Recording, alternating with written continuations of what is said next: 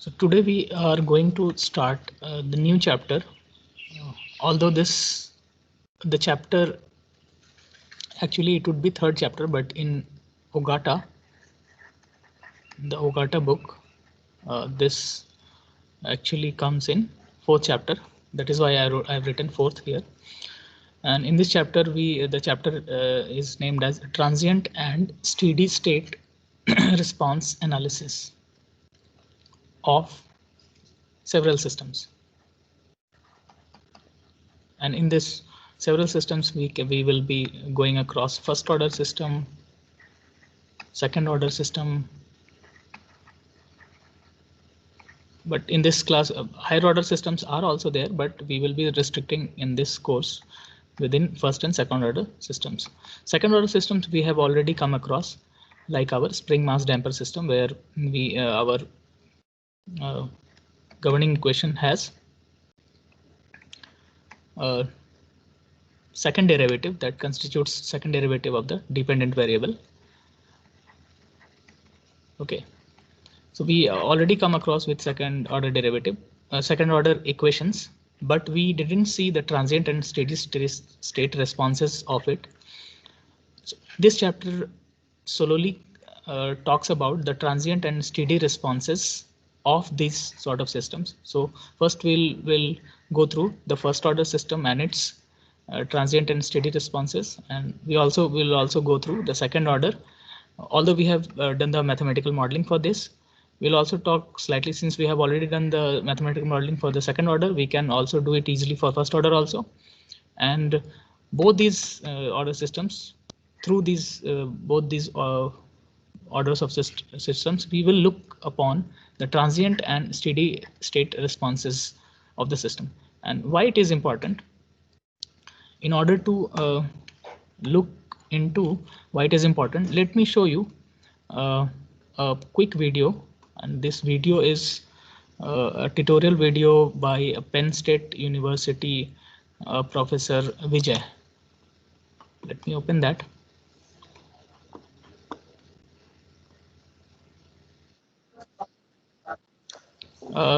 Do you guys able to hear the computer voice? So can you run the video? No, we can't hear it. You can't hear it. Okay, let me go through and let me share it again quickly. Include computer sound, screen 1, and let me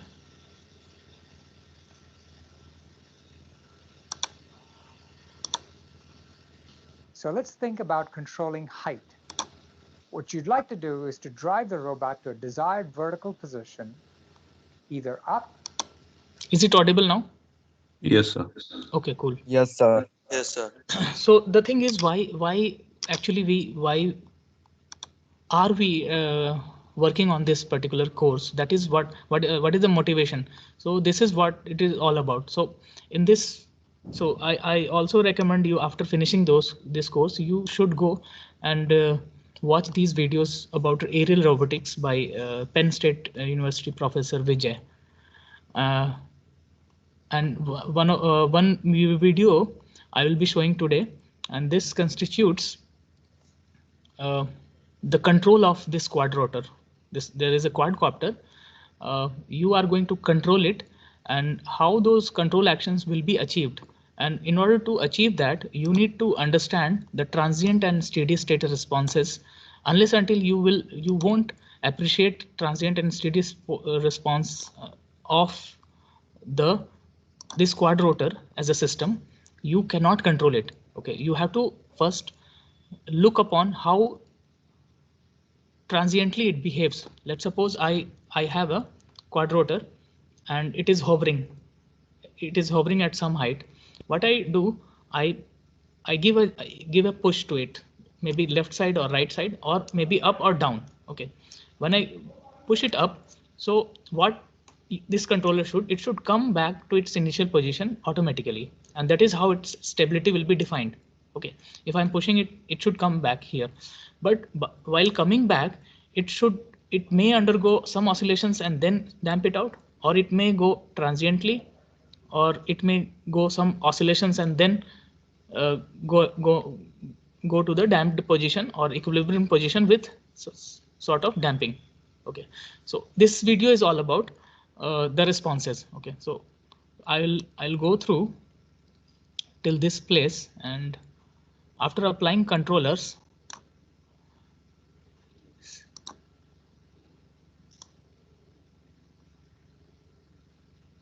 okay, so this what is this exactly? I'm giving this quadrotor a unit jump. I told that your Z meter, your height, I'm going to increase by 1 unit, and this is the red line that this actual quadrotor follows in with time. Okay, I'm giving this input blue input as my unit step response, unit step in forcing function. I've increased 1 unit height, but how this actually responds to that height, this is how it will tell. Okay. And here's an experiment that demonstrates the same idea. The robot is asked to hover, and in this case, someone displaces the robot from the nominal hover position, and the robot fights to overcome the disturbance. Using a combination of proportional and derivative gains, the robot is able to compensate for that disturbance and then settle back down into the hover position. Okay, it is essentially talking about the PID controllers, which I have not talked about, but forget about it. We just see the right hand side, these plots, X versus T plot, Y versus T, and Z versus T plots. What he's doing, he is giving a jump in Z axis, and that is why you can see the actual thing and the desired thing, what it is getting with time. If you increase the value of Kp, as I said earlier, the system gets more springy. So you can see that the system now overshoots. The red curve overshoots the blue step and then settles down eventually. Okay. Now you have done something in your controller. You have tuned your controller. I'll talk about it in later classes, but just to motivate you how forward we are moving with this particular thing. So we have given a step input, and because of this particular Kp or some constant, it shows some oscillations first and then settle down. Again, in this video, you'll see the same phenomenon. The robot is hovering, but when it's displaced, see, now it's jumping up and down and then settling down. Position, it's oscillating and then settling down. So sometimes you need these kind of things. Sometimes you don't need it. You want things to be achieved in damped manner. Okay, so that is how your control system formulation and the step towards controlling it should go. Comes back to the original position. And this happens because the proportional gain has been increased. If you turn down this proportional gain, now he has done some tweaking in the controller, and now its response is kind of critically damped. It's not oscillating. Lose the overshoot, but instead you get a very soft response. Okay, now this is what you want. And then, of course, if you turn up the derivative gain, the system becomes overdamped. So the overshoot disappears, but the system takes also a longer time in order to get to the desired. It has advantages and disadvantages. It is now softly dampening, but it takes larger time. Okay, so it's a trade-off between all these things. Position. While controlling, you will see.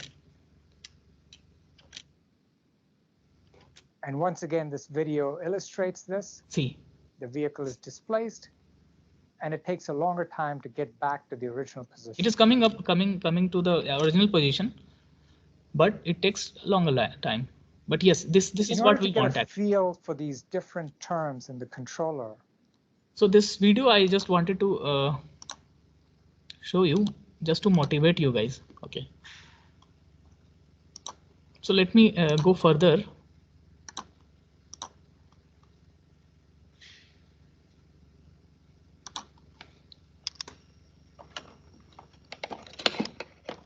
So in this chapter, we will try to introduce this transient and steady responses, what it is all about. We'll take up first order systems first, Okay, first order systems we didn't talk about, but usually this first order system would look something like this. So in second order system, you have seen that mx double dot plus cx dot plus kx is equal to some force input. Okay, in first order system, you may think is it as x dot or ax dot is equal to or plus bx is equal to some ft, some sort, this sort of thing. But we didn't come across what is the physical example of it. We'll look into it right now in the next subsequent slides. Once we have formulated first order and second order system with proper transfer functions of it and with responses, with also getting the responses out of it, then we'll see how this response can be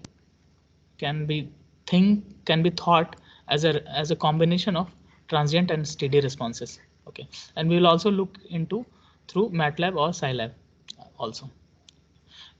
At the end of this chapter, we'll talk about the Routh stability criteria, which we will talk about some stability criteria, whether your system will be stable or not. Mathematically, you can visualize that. One second.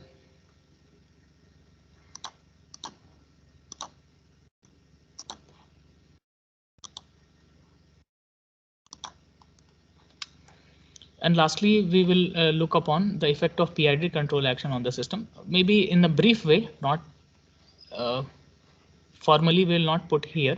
We'll put these PID controllers once again in the later chapters, but informally we'll try to motivate you guys towards the PID control action on the system.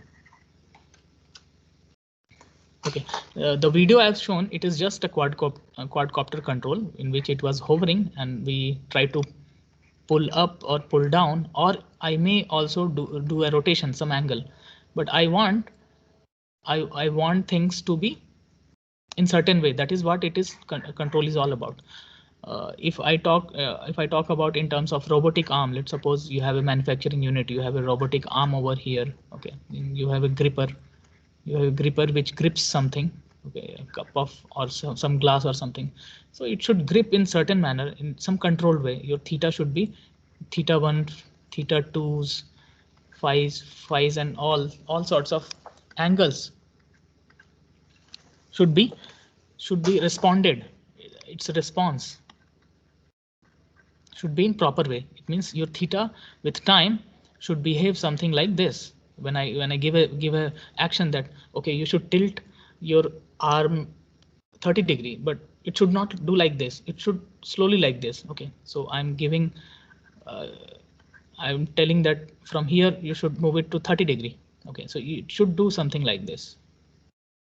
Okay, not this, not like this. Okay, all sorts of things we are going to learn in this chapter. Okay. Fine. So let's talk first the first order system.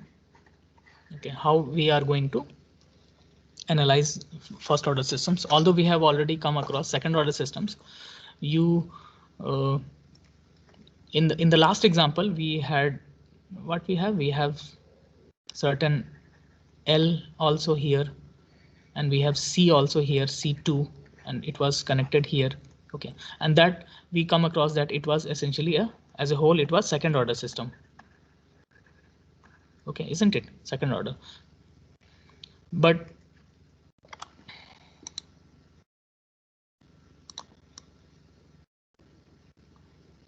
if I omit this circuit, right hand side circuit, essentially omitting this L part, just omitting it becomes first order system. Okay, it becomes first order system. So how? So what was our input output to input? So this is my V in and this was my V out, isn't it? So V out by V in. Okay.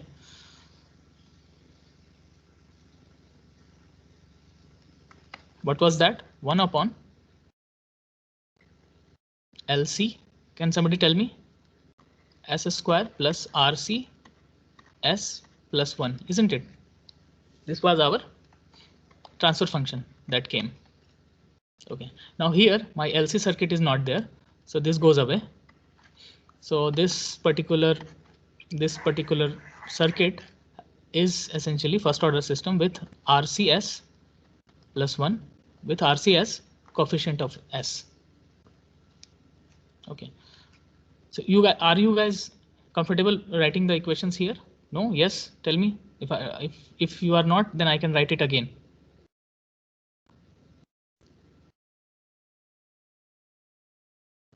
Okay, so what was this? V in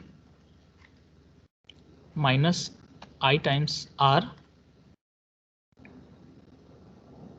minus C1. So Q is equal to C1V out, and V out is equal to Q is equal to I dt divided by C, isn't it? So 1 upon C I dt is equal to 0, taking Laplace transform.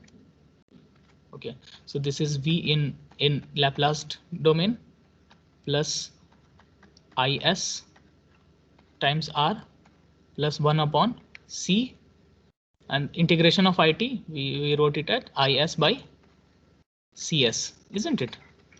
Then V in, we wrote, oh sorry, this is minus, this is minus. You guys following? This is straightforward. Yes, sir. Good.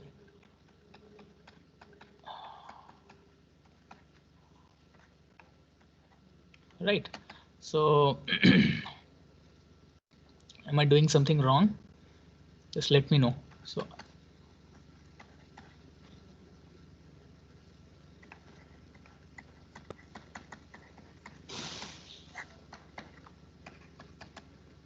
what was my V out? V out is nothing but Is by Cs, isn't it? We divide it by V out by V in. So this V out by V in, this is your GS, and this comes out to be, okay, if you do the proper algebra, I'm not going to do, so you'll get something like this. Okay, you'll not get L thing because of L, the second order system appears because of L, because L voltage across L was nothing but L di by dt, and this gave rise to second order system. Okay, but here it's not here. So essentially this simple circuit is a first order system. Okay, there are numerous examples we can also think upon, but for the time being, you can see the polynomial that this characteristic equation has highest degree 1, and this signifies that this is first order. Right. So in the case of spring mass damper system, in the case of spring mass damper system, we have what we have, the transfer function. The transfer function GS came out to be 1 upon ms square plus cs plus k, isn't it? So you can see the highest order of the S polynomial is 2 here. So that is why it signifies second order system. So that is how you can differentiate between first order and second order system. So from now onwards, first order system transfer function is loosely, I want to write as 1 upon, this is some constant, RC is some constant. I'll write it as capital T. Okay, from now onwards, and S is there, TS plus 1. So the generic first order, most generic way, I can write it this way. Okay. So there are numerous other things can also be thought of as a first order system, such as Newton's law of cooling. How many of you have undergone heat and mass transfer, or this particular governing equation, Newton's law of cooling? How many of you have studied before? Remember this Newton's law of cooling? So Newton's law of cooling is what states that the rate of heat loss of a body is directly proportional to the difference in temperature between the body and its surrounding. So if you keep some heated body, so it was at temperature T is equal to initially at 30 degrees C, and it is a variable with time T dt. Okay, and outside temperature is T surrounding. Okay, so it loses some heat through conduction, convection, and all sorts of things. It loses heat, so temperature goes down. So let's suppose T was 100 degrees C. Okay, and T surrounding was 0 degrees C. Okay, so initially the temperature was 0 degrees C, and with time, after some minutes, your temperature starts decreasing in this fashion. Okay, exponentially decreasing. So the governing equation, the Newton's law of cooling governing equation states that the change in temperature with time dt by d must be equal to minus some constant k times T minus T surrounding. This is how the Newton's law of cooling is stated in textbooks. This is the governing equation. Okay, let's suppose this Ts is 0. Okay. So we have what? Dt by dt. So this capital T is the temperature, and this small t is time. So time rate of temperature, so rate of change of temperature with time is loosely written as k of t. Can we solve this equation? Anybody? Analytically, can we solve? Yes, I can solve. So let's try to solve this, and we will also look this first order system. This is essentially a first order. Why this is a first order? I can write this as T single dot plus KT is equal to 0. Isn't it? So this is first order system. Okay, first order systems are easy to solve analytically. So analytically, I can solve. Otherwise, I could have taken help of MATLAB also, but here I can do it very nicely. So I have dt by dt is equal to minus of kt. So ti variable separation, I can go for variable separation. So dt and t one side minus k dt. Okay, and I'll do the integration. This is nothing but ln t. Okay, ln t is equal to minus k of t plus some constant. Okay, so t I can write as e to the power minus kt plus c. So this is small t, some c constant. Okay, and if your constant, you know that this constant is 0 somehow with boundary conditions or some. Initially you have some boundary conditions, so you can actually estimate, right, that you t as a function of t is equal to e to the power minus k of t, if at all your c is 0. So now see, this is exponentially decaying function with time, and which also predicts and given here, isn't it? You can directly will be able to solve it. But now we, as a control engineer, we want to this particular system which was cooling, I want to write in the transfer function way. So I want to put your plant here. Okay, some input, some output. Okay, so what does it mean, input and output? So it was cooling. So initially it was cooling on its own. Okay, now what I do, what I want to seek its response. Okay, that is what this whole course is all about. Response. Okay, so what I am doing is I am giving some input. It means from 0 onwards, I'm heating it again, or I am giving a jump to the temperature. Let's suppose 50 degree. Okay, and now how this plant behaves, that is what I want to know. Okay, your Newton's law of cooling, how should it behave? It should go something like this.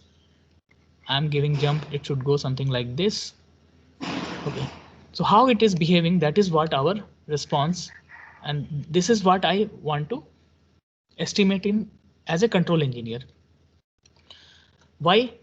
Because of these jumps, you can actually control the cooling of this particular guy. Okay, at your own will. You want things to be cooled at particular time instant or not, or you want to be cooled it in oscillatory way, or you want to be cooled it with damped way, or you want to be cooled it for the long time span way. Okay, so that is why as a control engineer you want to first look for the mathematical model. Okay, and then with this mathematical model you want to go into I mean Laplace transform. You take the Laplace transform and you want a transfer function of it. Every time you want a transfer function out of it if you want to control it.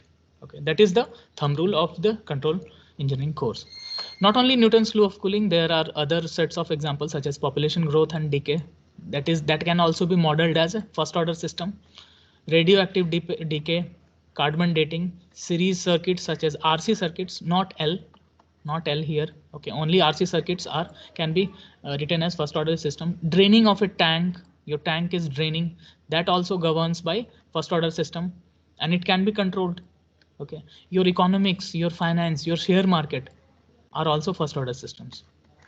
Okay, we can actually estimate the growth of money and the growth of or the share market fall or rise and fall and all sorts of things, and we can also control it.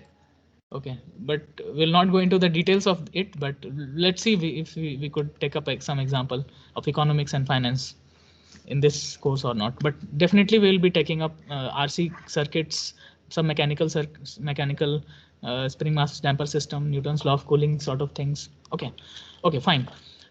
So yes, T dot plus KT. Let's take this one step ahead. T dot plus KT is equal to 0. This was my governing equation. Okay, so let's take it here. T dot plus KT is equal to 0. Let's take a Laplace transform out of it. Okay, so by taking Laplace transformation, it is S times T of S plus K of T of S is equal to 0.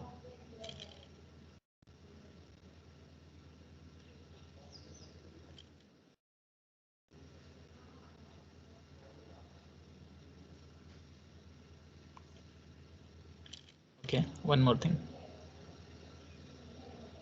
Okay, let's not take this for the time being. We already have taken our. This can also be taken, but with certain we need to look for the outputs. What output I want to see, but we will not talk right now. But we already have this in our hand as the first order system as our RC circuit. Okay, typical RC circuit in which I have told that my V out, I'm looking this V out and V in as my input and outputs. So output by input, it gave me the transfer function out of it, and which is nothing but 1 upon Ts plus 1. Okay. So this is what it is written over here. This is nothing but my G of S.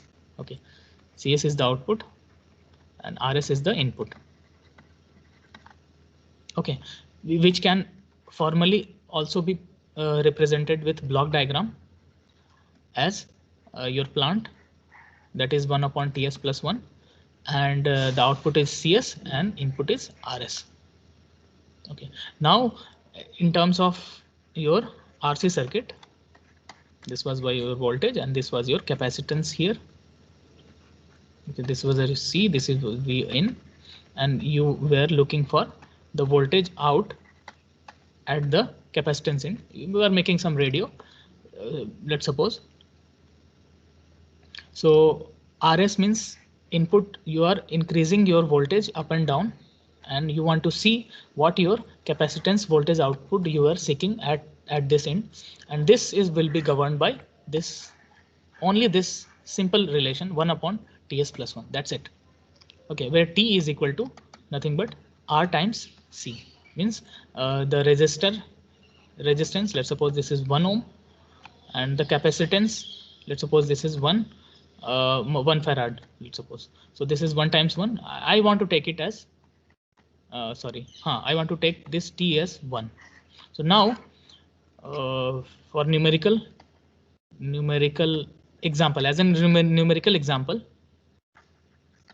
I want to take T as 1. So now my GS is nothing but 1 upon S plus 1. It's a simple transfer function. Now I want to look for the response of it. Okay, response of it means I want to give this response as step response. Okay, I have stepped it. It means in the previous things it was 0 0 0 0, and the moment it come to the origin, I started giving some voltage. Oh, that is maybe 1 volt. I started giving throughout the time. Okay, so I started giving 1 volt. So this is how it is. Step look like. So this is your input. I've given my input, and now I want to see what this CS looks like. Okay, so I know that RS is my input, which is step. So input is a step. So CS is equal to 1 upon TS plus 1. Okay, times RS. RS is what in step. So for a step, RS will be taken as 1 upon S. I'm sorry. So if you go in appendix, the step response, sorry, the step function with respect to time when it is transformed into the Laplace S variable, it is 1 upon S. If you go to appendix section. Okay, so when I do that, 1 upon TS plus 1 times 1 upon S. So this is what I have written here. So this is also called unit step response of first order system.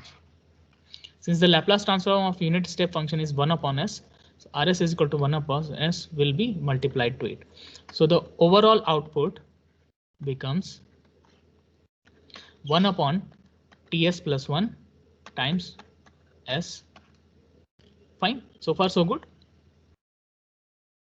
Okay, now in MATLAB I can do it in one shot, but let me go it analytically first, then I will switch into MATLAB if time permits. In 2 minutes I can do that quickly. So let's do the partial differential here. So let's suppose A by TS plus 1 plus B by S. I want to do like this partial fraction. So this is nothing but S times TS plus 1, and this is TS plus 1A plus B. Am I doing wrong? Just let me know. So this is, sorry, S times A plus B TS plus 1 divided by S times TS plus 1, isn't it? Okay, now what is the right hand side? S is equal to A plus, oh, T we have already assumed 1, na? But for the sake of generosity, let's not take it 1. Let's take it T only, and we'll find it out. A plus B T plus B divided by everything. This is nothing but, am I doing something wrong?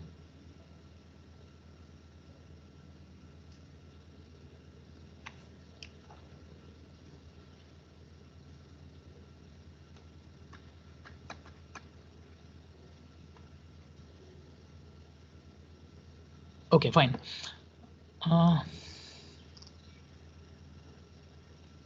What mistake? So can somebody suggest me quickly? What is wrong I'm doing? So this should be 0. So A plus B T.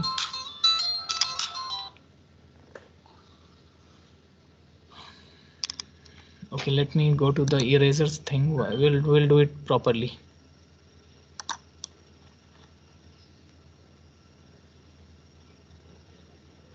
We'll do it properly.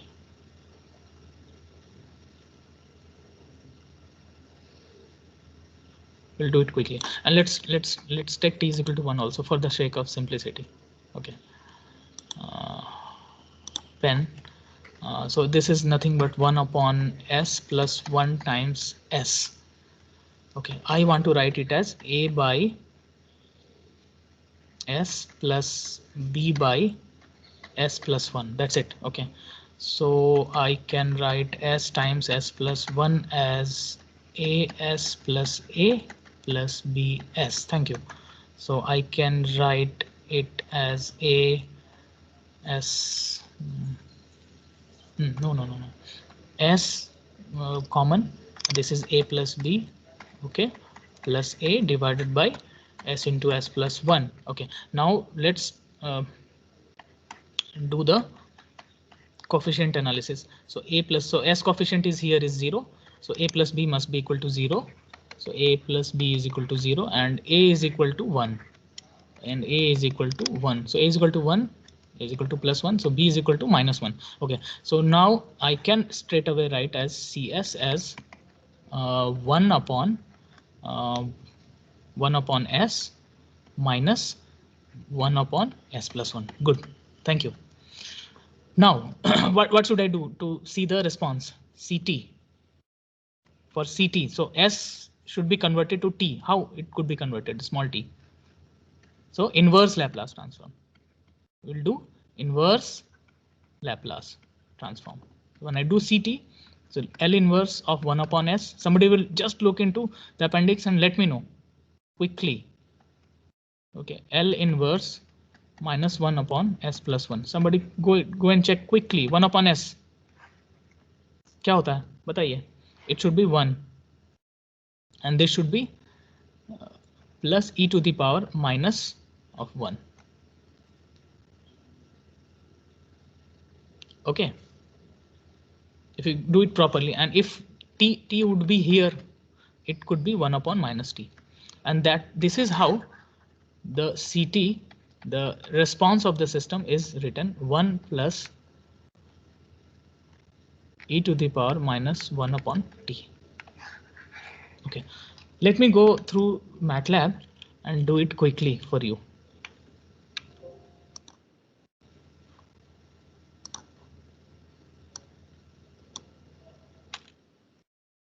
So I'm making a system. So I'll take just 2 minutes more. How I'm going to write this thing?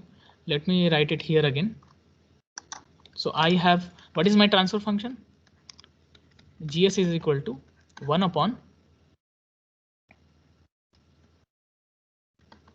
This was my transfer function.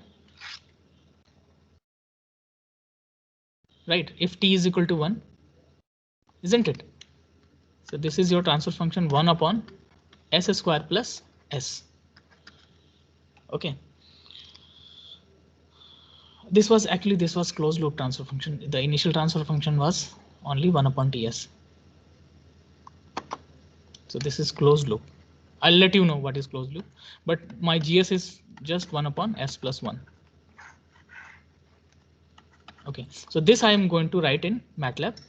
In MATLAB as, so first I want to make a system. So I'll write sys is equal to, make a transfer function tf. Okay, the numerator, first you write numerator 1 comma, the denominator should be written in this fashion 1 1, and this is your system has been defined. Now you want to see what is your step response. You should write a step of system, and that's it. It will be drawn. Let's see in MATLAB quickly. So I'm making thing here in command window. I'm not writing script. So let me define my system. System is equal to TF. TF is the inbuilt transfer function making function in MATLAB. TF numerator is 1, comma, denominator is, see this already giving a suggestion, numerator denominator is 1 comma 1. Okay, bracket close, enter. Okay, so your system has been defined here. System transfer function is 1 upon s. Now I want to seek the step response of it. STEP of the system, and just I will hit enter. Let's see what happens.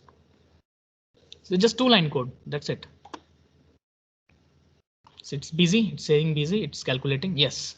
So this is how your step response should look like. So what does it mean? What do we mean by step response? And let me give a comparison between two.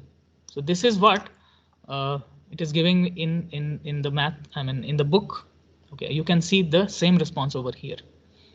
Okay, we'll analyze several characteristics of it in the next class, but you can see how you can quickly play around in MATLAB, just 2-line code, and you can have the step response of this first order system. So a step means what I have done exactly here. So I have given, so this, you have some system, you have some plant.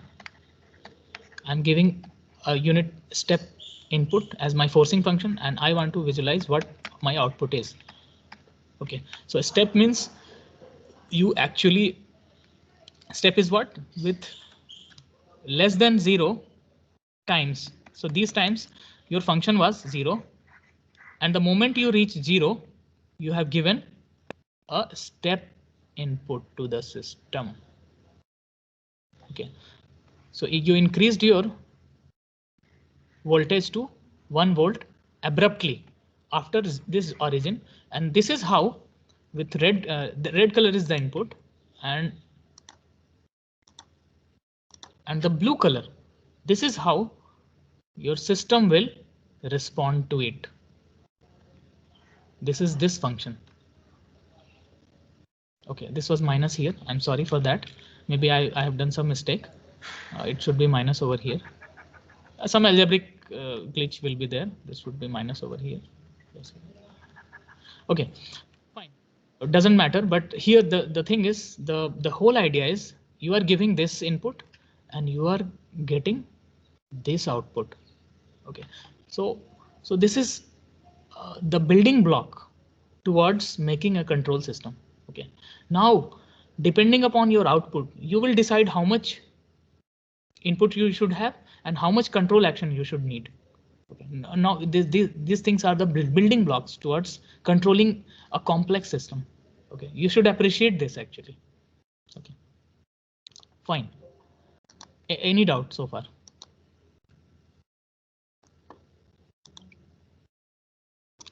Om? No, sir. So you guys are getting it. You guys are appreciating this control system things, or you are having difficulty?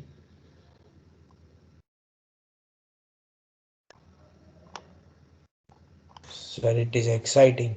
It is exciting. Okay, who is this? Jay? Okay, thank you. Let's hope you guys could go towards building a quadcopter. Okay, in the downline towards this course. Okay, at least we should have some 2-dimensional control system, at least in this particular course. Okay, we'll see whether we could do something or not. Okay, fine. If we don't have any questions, we can, I can take attendance and then we can leave this meeting.